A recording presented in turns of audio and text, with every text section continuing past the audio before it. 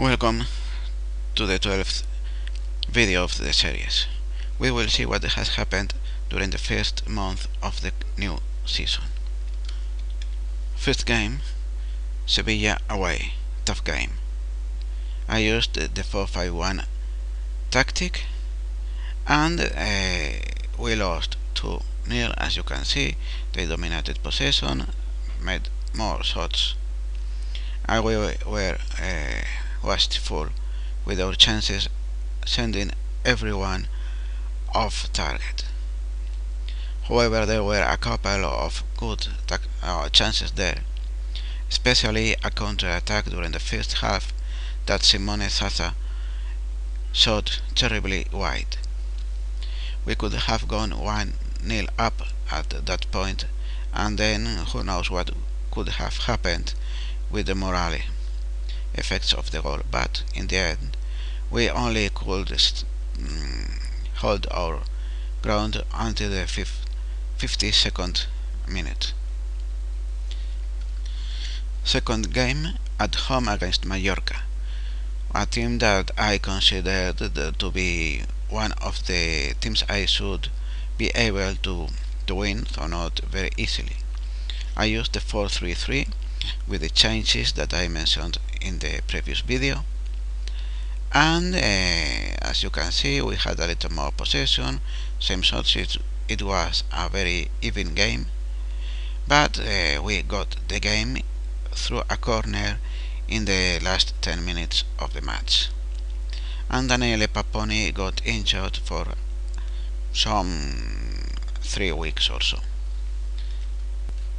Next game was away at La Coruña against Deportivo, a game that I considered a game that could be won, so I fielded the 4-3-3 as they were a team that had not won any game until now. It was a good game, pretty even as the previous one. For some moments it seemed that we could get away with a win, but especially after we came back to the 2-2 draw, but we missed our chances, including one very promising just before the play that ended with Fran Rico's goal. That means we stand 13th in the table after 3 games with 1 loss and 1 win and 2 losses, which is not terrible, but considering we had played Sevilla fifth match and were just come here, so we should have defeated Deportivo, but that's football. Not really any easy match at this level with a team recently promoted. As it could be expected, there's nothing in the team stats that we are excelling at. We only appear among the goals from corners because the whim of the game setting us 4th in the list of teams with 1 corner. Maybe there's just no more teams that have scored from corner yet.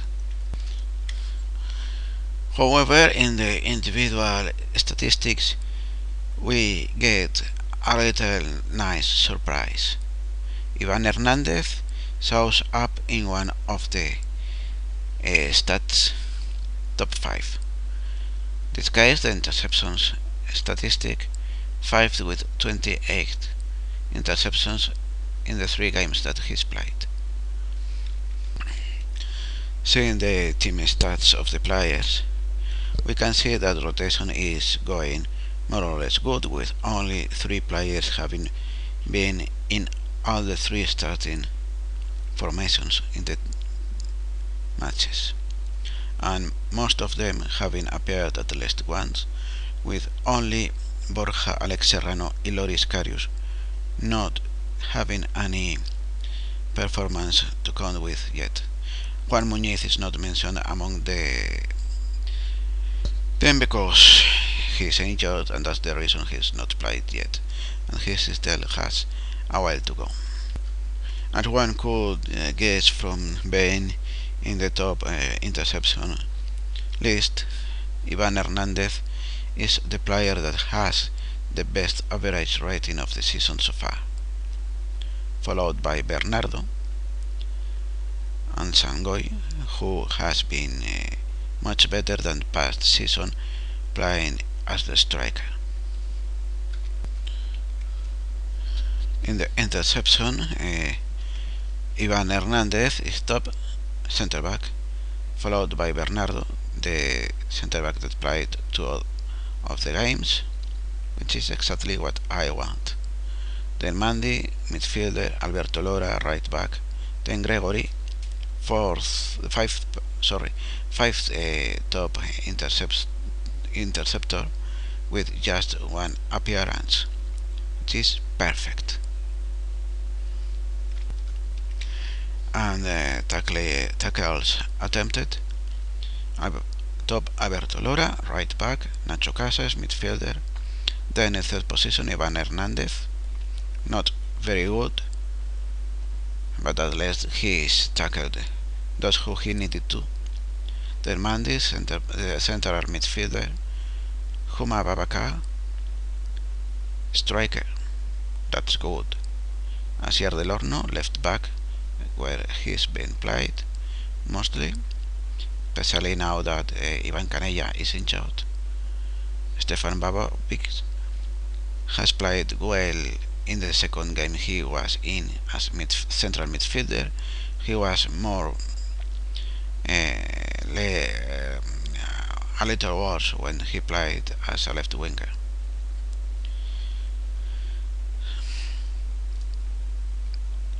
Alberto Lora is the player who has committed the most mistakes, then Cases, Bernardo, Sangoy. Not good having a central defender so up in this stats. And Roberto Canella was responsible for one of the goals that we received during the first match. That's where he got injured. And as you can see here, we have 3 injured players.